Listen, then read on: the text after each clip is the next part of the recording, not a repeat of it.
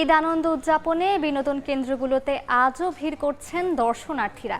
এই মুহূর্তে মিরপুর চিড়িয়াখানায় আছেন রিপোর্টার মানিক মোহাম্মদ ওমর। সরাসরি চলে যাচ্ছি সেখানে।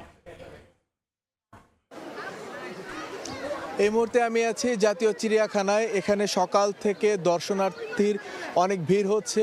আমরা যে জায়গাটায় আছি সেইখানে হচ্ছে জিরাফের যে খাঁচা, সেখানে জিরাফের খাঁচাতে অনেক মানুষের আমরা ভিড় দেখতে পাচ্ছি। এই জায়গা থেকে একটু উপরে একটা অবস্থান আছে যেখান থেকে জিরাফকে সরাসরি দেখতে পাচ্ছে মানুষ খাঁচার উপর দিয়ে। সেজন্য এই জায়গাটাতে ভিড় তুলনামূলক বেশি। বাঘ এবং সিংহের পরেই আমার মনে হয় যে সবচেয়ে বেশি ভিড় হচ্ছে এই জিরাফের জায়গাটায়। আমরা যদি একটু দেখানোর চেষ্টা করি যে এখানে যে জিরাফগুলো আছে তার সাথে একটি বাচ্চাও আছে।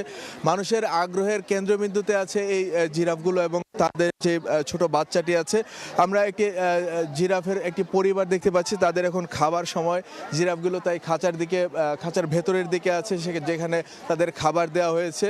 সকাল থেকে আমরা দেখতে পাচ্ছিলাম যে দর্শনার্থী ভিড় করছে, লাইন বেঁধে সারি বেঁধে চিড়িয়াখানায় প্রবেশ করছে এবং সেটা এখনও অব্যাহত আছে। এখনও চিড়িয়াখানার দিকে মানুষ প্রবেশ করছে। এবারের ঈদ উল ফিতরে চিড়িয়াখানায় ব্যাপক জনসমাগম এবং দর্শনার্থীর ভিড় হয়েছে। ঈদের দিন বৃষ্টির মতো একটা আবহাওয়া থাকা একটু কম হয়েছে। সেদিন ৮০,০০০ দর্শনার্থী চিড়িয়াখানায় পরিদর্শন করেছে। তারপর দিন অর্থাৎ ঈদের দ্বিতীয় দিন প্রায় ১,৯০,০০০ দর্শনার্থী ভিড় করেছে চিড়িয়াখানায় এবং গতকাল ১,৭০,০০০ দর্শনার্থী এই পরিদর্শন করেছে এই জায়গাটা। আমরা এখন যে জায়গাটায় আছি সেখানেও যেমন ভিড়, পুরো চিড়িয়াখানা জুড়ে মানুষের ভিড় অব্যাহত আছে। এই ছিল আমার কাছে সবশেষ। আমরা এতক্ষণ সরাসরি যুক্ত ছিলাম মিরপুর চিড়িয়াখানায়।